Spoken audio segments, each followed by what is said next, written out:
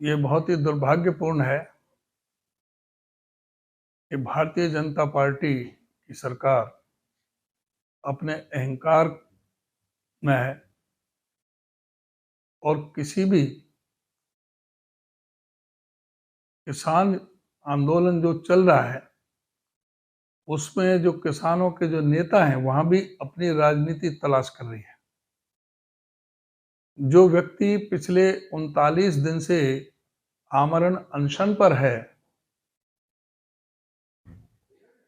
और supreme court के भी कहने से इनको शर्म भी नहीं आती कि इनके जो मंत्री जो वैसे मुख्यमंत्रियों को चिट्ठी लिख रहा है, दिल्ली के बारे में पूछ रहा है, कृषि मंत्री शिवराज सिंह चौहान, लेकिन समय नहीं है कि किसी किसानों से बातचीत कर सके। वैसे कहते हैं कि हम किसानों के नेता हैं। उनकी जो मांगे हैं, जो न्यायोचित मांगे हैं, उनसे बात करें।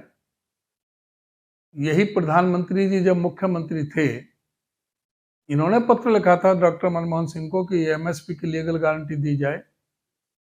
2014 के चुनाव में मैनिफेस्टो में इन्होंने वायदा किया था कि हम एमएसपी की लीगल गारंटी देंगे। इन्होंने कहा था कि हम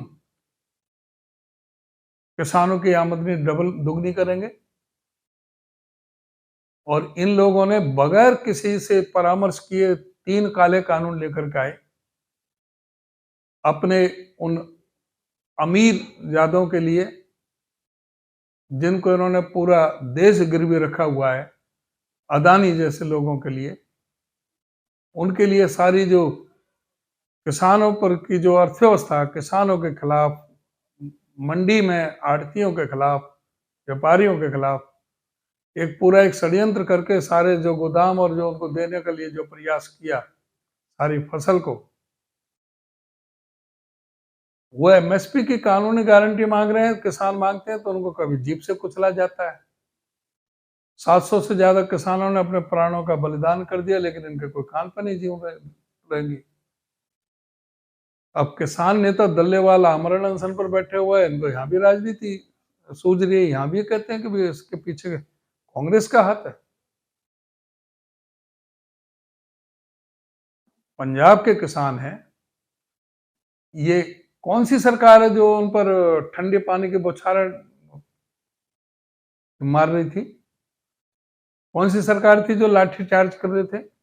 कौन थे जिन्होंने दीवारें खड़ी कर दी थी सड़कों पर, कांटेदार तार लगा दिए थे? वो कौन सी सरकार थी जो रबर बुलेट फायर किए जा रहे थे किसानों पर?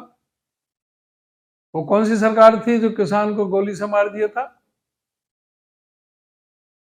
अपने अपराधों को छुपाने के लिए आज अपने अहंकार में, घमंड में ये किसानों को बदनाम करने का करते हैं। कभी उनको पहले भी उनको खालिस्तानी कहा गया, आतंकवादी कहा गया, उनको कहा गया कि भाई ये तो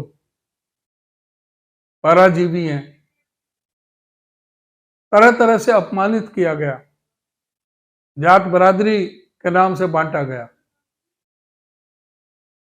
और अब छोटी बात है कि भाई इनको शर्म नहीं आती। 39 दिन से एक किसान नेता आमरण अनशन पर बैठा रही, उनसे बातचीत करने नहीं जा रहे कोई भी, सुप्रीम कोर्ट के इंस्ट्रक्शन के बावजूद भी।